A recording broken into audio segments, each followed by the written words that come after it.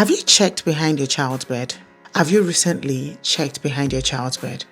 Because I checked behind my child's bed and I screamed.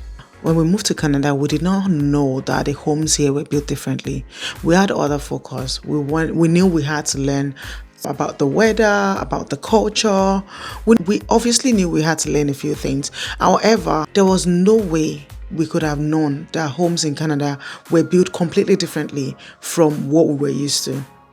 My son constantly got sick. Every 2 weeks, he would spend 1 week at home being sick. It was always standard, always coughing. The kind of cough that even you as a parent cannot sleep. He always had congestion. The cough was so much, I was confused. I thought, was it school? All the classmates could not be coughing this much. Could it be, what happened? I couldn't really figure it out. I was very worried, but I knew there was no way it was normal. Because I have another child and we were not experiencing the same thing with her. One day, while I was cleaning, I decided to move his bed. And behold, there was mold growing quietly behind his bed.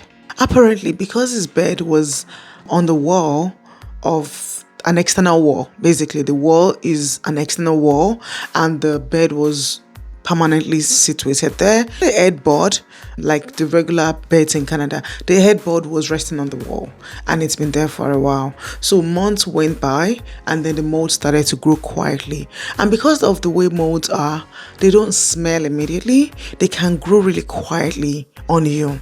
What happened was our air exchanger, which is called the HRV in the house, had stopped working. In Canada, if ventilation fails, moisture starts to build up. And it builds really fast, especially on exterior walls. And most especially in winter.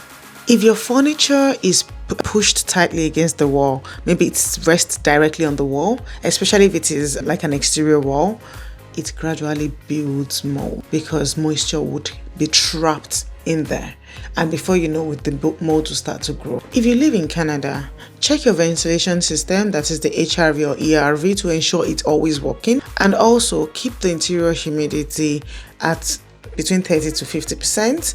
And please don't push furniture against the wall. Don't.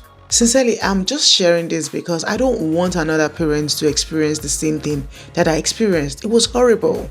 As a parent, I felt so guilty because I didn't even know this thing. So for me, this is an opportunity for me to ensure that another parent does not go through this. So if this helps, at least one parent check behind their child's bed or check behind the pushed to the wall furniture to ensure that this does not happen to them, then I would feel happy that I've achieved something at least. So let me know in the comment section, have you ever experienced this?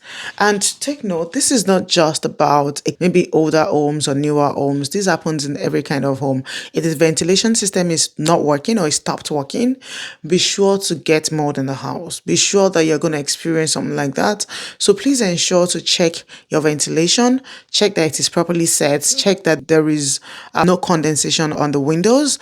Those are the signs that you would know that definitely something is wrong. So you may want to have those checks now, especially if you're experiencing some kind of health issues with your child or even with yourself as adults.